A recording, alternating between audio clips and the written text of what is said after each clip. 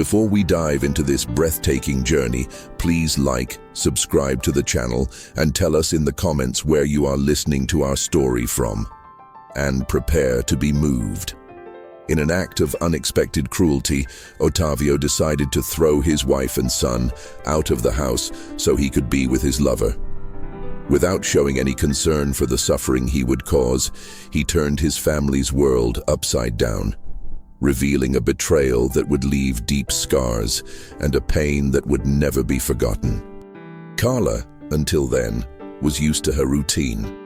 Every morning she would prepare coffee for the family, make sure that Daniel, her 6-year-old son, was ready for school and go out to do the day's shopping. It might seem like an ordinary life to many, but for her it was a universe full of small joys. In that home, Carla appreciated the stability she believed she had built alongside Ottavio, a man to whom she had dedicated years of love and loyalty. On that particular morning, everything seemed normal. The sky was clear, the air was fresh, and Carla felt at peace as she walked home with her bags. It had been an ordinary day, or so she thought. However, when she reached the door, something strange caught her attention. The door was ajar, something very unusual since Carla always locked it before leaving. A shiver ran through her, but she quickly tried to ignore her fear, imagining that Ottavio might have come back early and forgotten to lock it. Carla opened the door slowly and went inside. What she found was a disturbing silence. Usually the house was full of life, the TV was on, the typical noise of someone doing some household chores. But at that moment, everything seemed plunged into a deafening void. Carla's uneasiness increased, but she forced herself to believe that everything was fine. She left the bags in the kitchen and headed towards the living room. It was then that she stopped suddenly as she turned the corner. Her heart skipped a beat when she saw Ottavio sitting on the couch, accompanied by another woman. The face of that stranger, whom Carla had never seen before, had an expression that was hard to decipher. However, the most shocking thing was to notice that Ottavio showed no surprise at being caught. He was watching her as if he was waiting for that meeting, as if it were inevitable. Who is she? The question escaped Carla's mouth almost without her noticing. There was disbelief in her voice, mixed with a thread of fear, because something terrible seemed about to happen. Ottavio didn't hesitate. With a coldness that Carla had never seen in him, he answered, "This is Renata, my girlfriend." Those words made Carla feel as if the ground disappeared beneath her feet. It was as if the world around her was shattering into 1,000 fragments. Girlfriend? How could that be? They had been married for almost a decade. How could he say something like that, so naturally? "You mean you're cheating on me?" she asked in a trembling voice. Ottavio didn't answer right away. He got up from the couch and walked towards Carla. However, the man approaching her was not the same one she had shared her life with. He seemed distant, cold, as if an invisible barrier separated them. "Carla," he began in a neutral and impersonal tone, "I want a divorce. Renata and I have been together for some time, and I don't want to continue this marriage. I want you and Daniel to get out of here as soon as possible." Each syllable hit Carla like a violent blow. She remained still, trying to absorb each word that echoed in her mind. Divorce. Get out of here. Ottavio planned to throw away the family they had built as if it were an obstacle in his path. Feelings of anger, disappointment, and immense sadness mixed in Carla as she stared at her husband, waiting for some explanation, an apology, a spark of remorse, anything that would make that moment less surreal. But Ottavio remained impassive, without showing the slightest empathy or remorse. He walked past Carla as if she were just a stranger and went to the kitchen, leaving her behind, paralyzed by pain and disbelief. Renata, who had watched the scene in silence, just gave Carla a hard-to-read look. It could have been pity or satisfaction. Carla couldn't tell. However, at that moment, she didn't care about the other's expression. Her mind was still stuck on what Ottavio had said and what that meant for her and Daniel's future. When Ottavio returned, he was carrying a glass of water that he handed to Renata with a kindness that Carla hadn't seen in a long time. This hurt her even more, as a knife being stuck in her heart. The stranger now occupied the place that had once been hers. Seeking strength from where she had none, Carla asked in a low and hesitant voice, "And Daniel? What do you intend to tell him?" Ottavio seemed to think about the question, but his answer was as indifferent as the others. "I'll explain that things have changed. He'll understand." Carla repeated, incredulous. "He's just a child. How? How can he understand that his father is discarding him like this?" The silence that followed was even more devastating. Without waiting for answers, Carla turned and left towards Daniel's room. She leaned against the door, trying to hold back the tears that threatened to flow. She needed to be strong for him. She needed to fight to protect him, at least for a little while longer, from this cruel reality. At that moment, Carla realized that nothing would ever be the same again.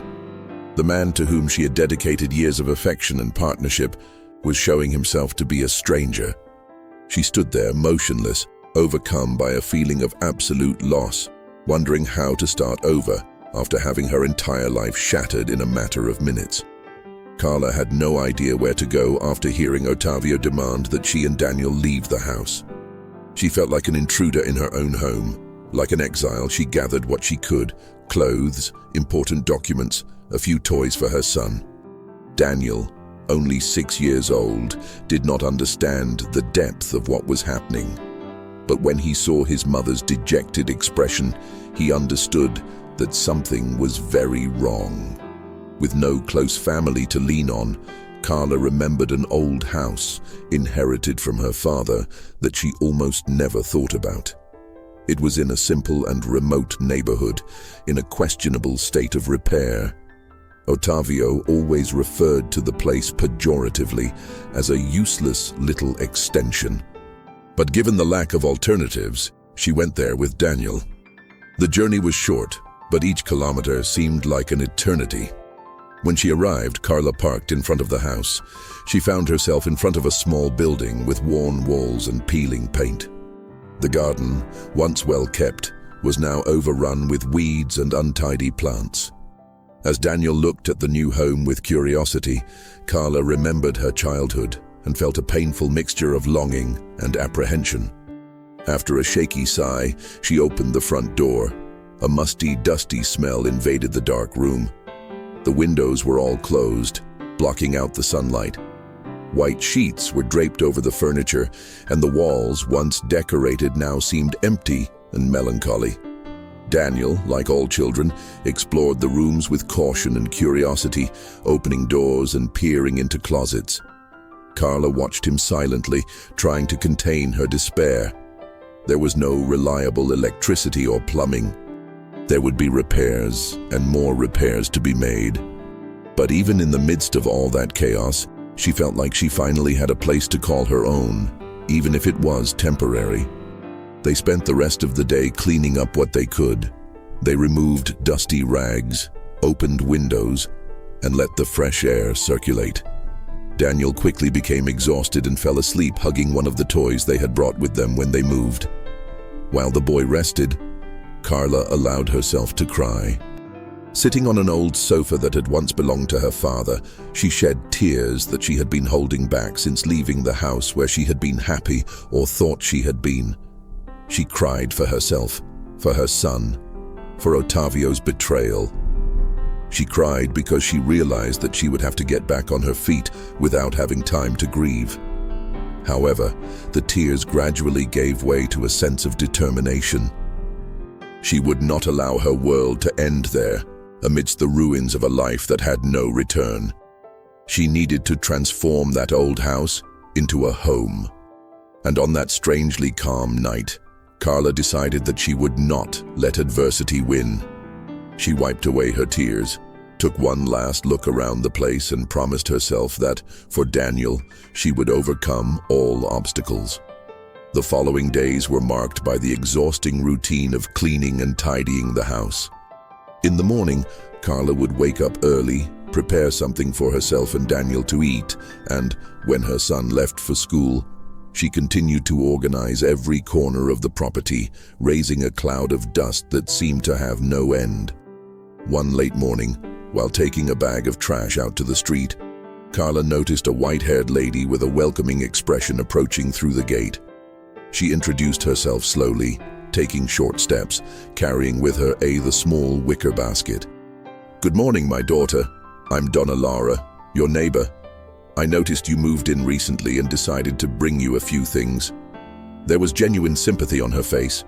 Carla, surprised and moved, invited her in.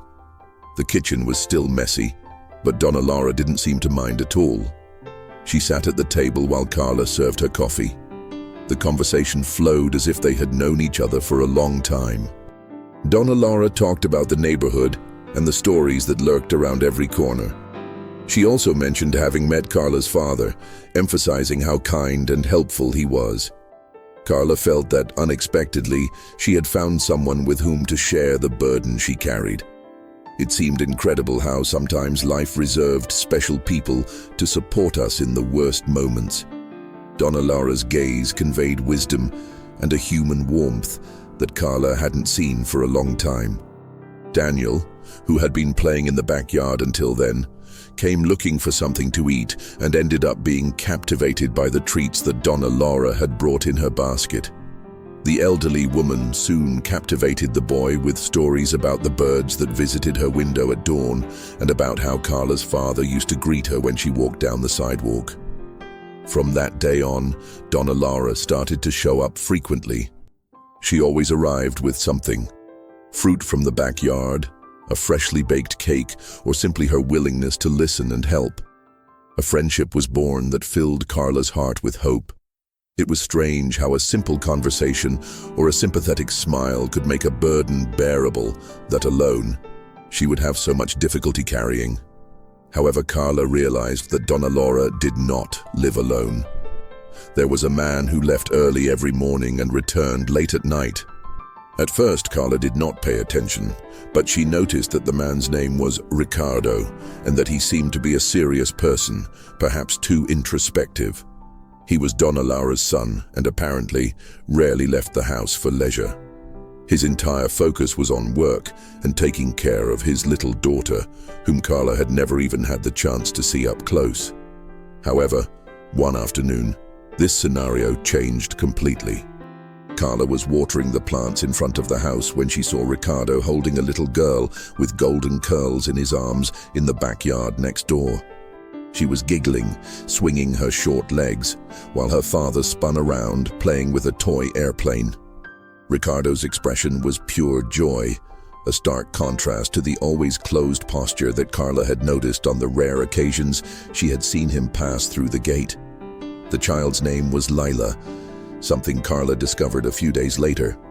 And upon observing her, Daniel became curious, approaching the fence to strike up a conversation. Layla, equally curious, went up to him, holding a doll by the hand. When Ricardo noticed the interaction, he came to get his daughter, but not before exchanging a restrained wave with Carla. That was the beginning of a discreet rapprochement, even though there was a certain reserve in the air. Over time, Carla began to notice in Ricardo the figure of a tireless worker. He would leave the house before dawn and only return late. Donna Lara had mentioned that he had 2 jobs to cover the expenses and support Layla. The child's mother had died tragically, which made Ricardo's life even more burdensome. This detail, in fact, explained the protective and closed way in which he related to the world. One afternoon, Carla was returning from the market with heavy bags. The sun was blazing overhead, and each step seemed like a challenge.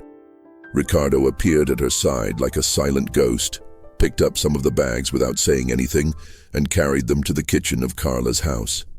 He left them on the floor and made to leave. "Thank you," Carla stammered, taking him by surprise. He nodded in response, his gaze serious but not hostile.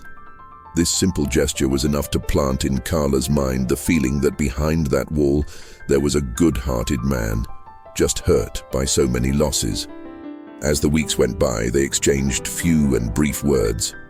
Even so, the atmosphere of cordiality between them established itself, and Carla began to recognize in him a safe and attentive presence. Whenever she needed anything, Ricardo would come to help in a silent and restrained manner. This routine of gradual closeness was interrupted when Layla fell ill. At first it seemed like just the flu, but within a few days her condition worsened. The fever rose, and the girl began to have difficulty even getting out of bed. Donna Laura, although frail, devoted herself to caring for her, preparing her for the illness. He tried home remedies and stayed by his granddaughter's side during the most difficult nights. However, nothing seemed to work. Each day, Layla wasted away a little more, and Ricardo, helpless, spent the nights by her side, practically without sleeping. When the girl's condition worsened drastically, Ricardo decided to take her to the hospital, even with his limited financial resources. Donna Laura accompanied him, ignoring his own limits. Carla offered to help, but Ricardo, proud and accustomed to carrying the weight of the world, politely refused. At the hospital, Layla underwent tests, and after hours of waiting, the doctor delivered a devastating diagnosis.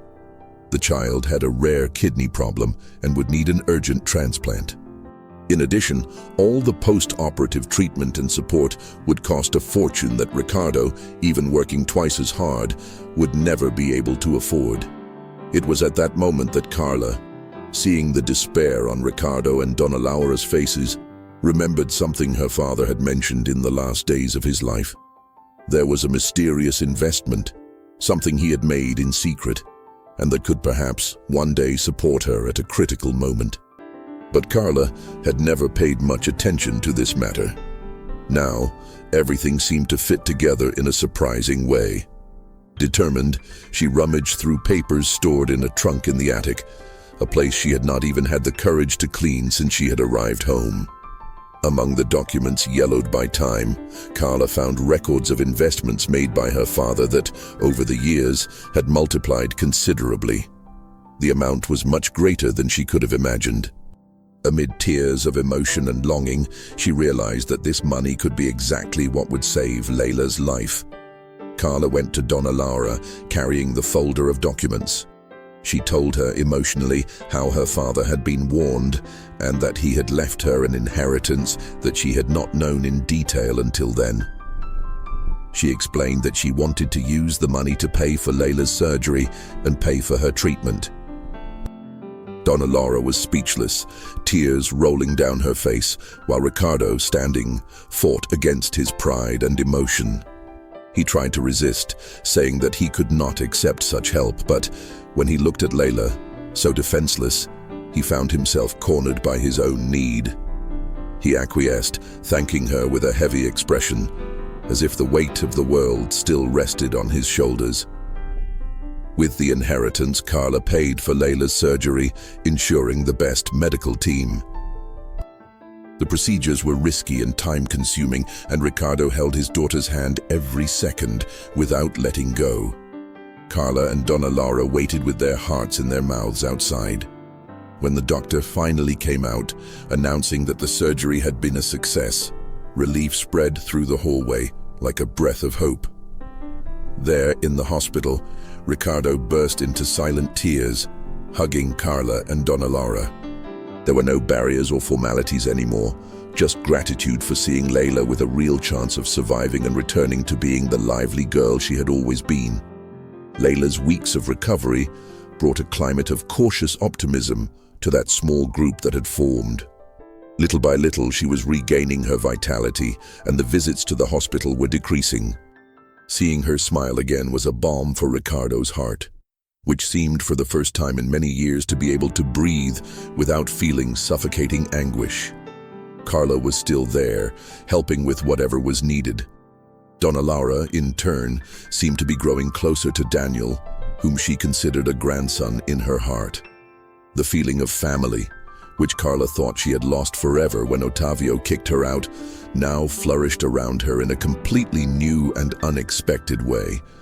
Their constant presence, the sharing of challenges and joys, the complicity that grew with each smile or tear, all of this inevitably brought Carla and Ricardo closer together.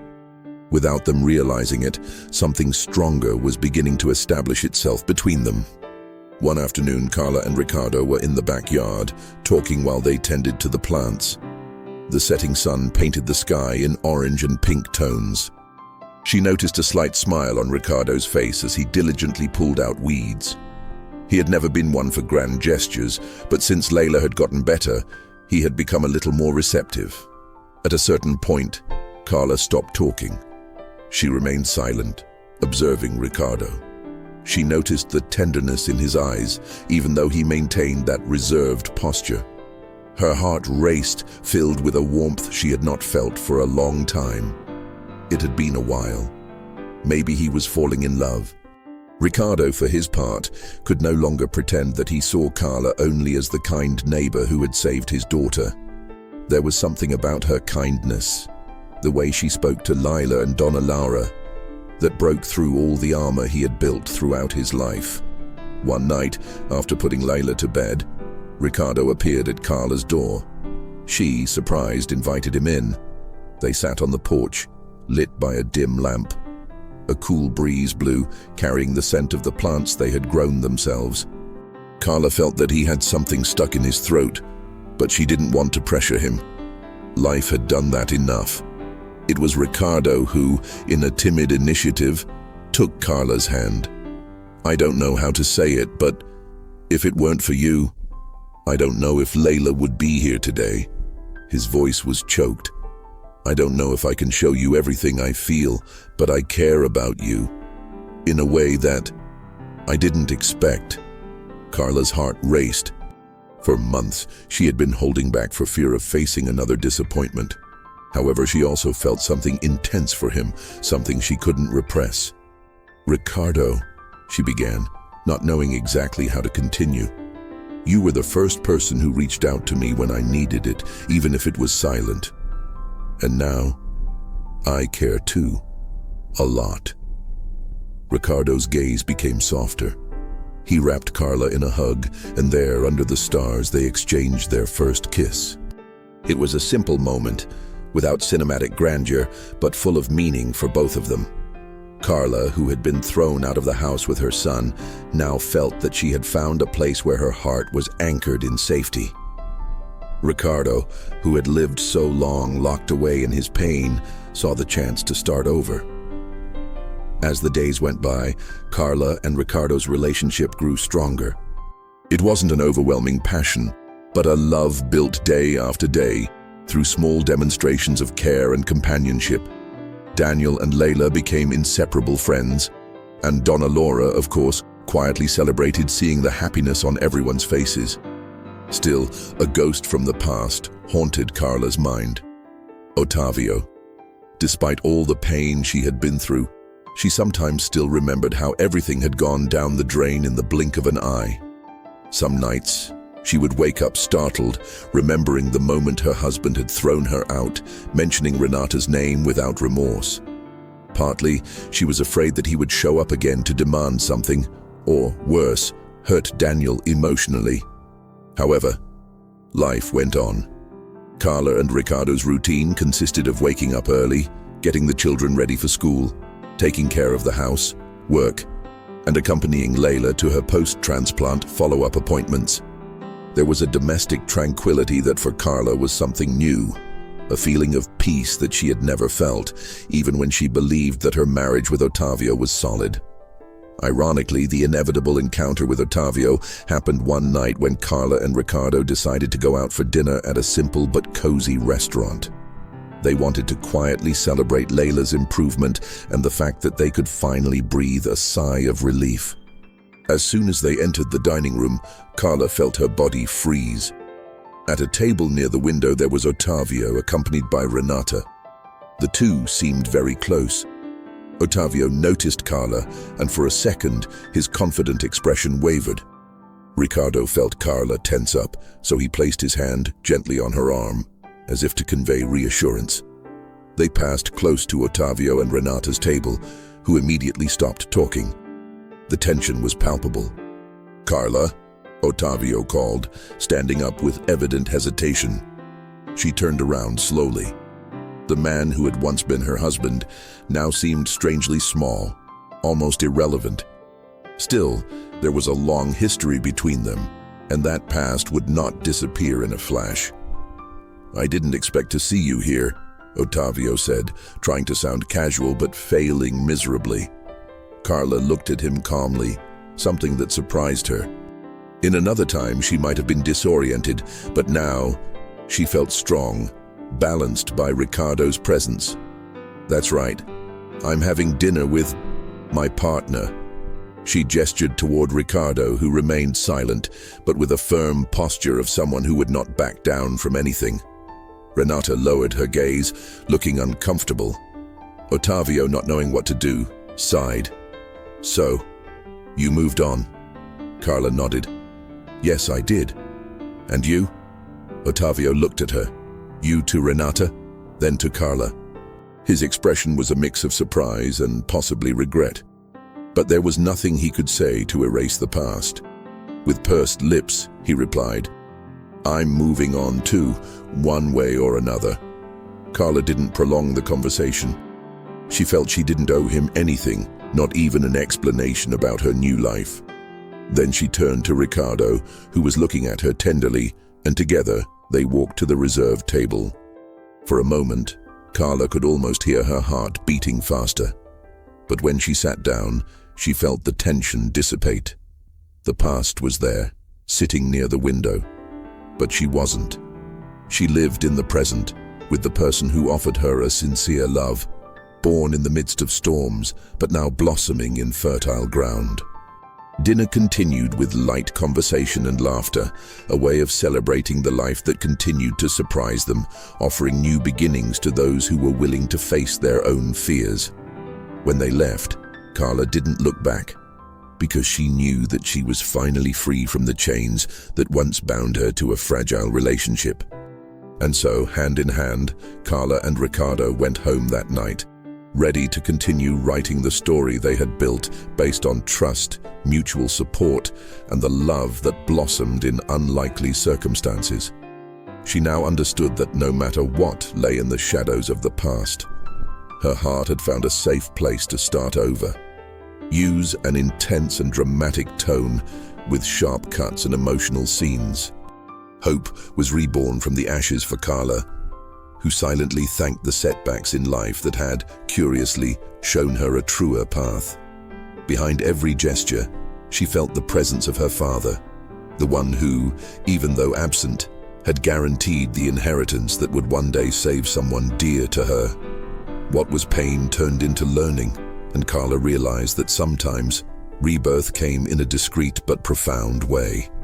Now she had her new family: Daniel, Donna Laura, Lila, and of course, Riccardo.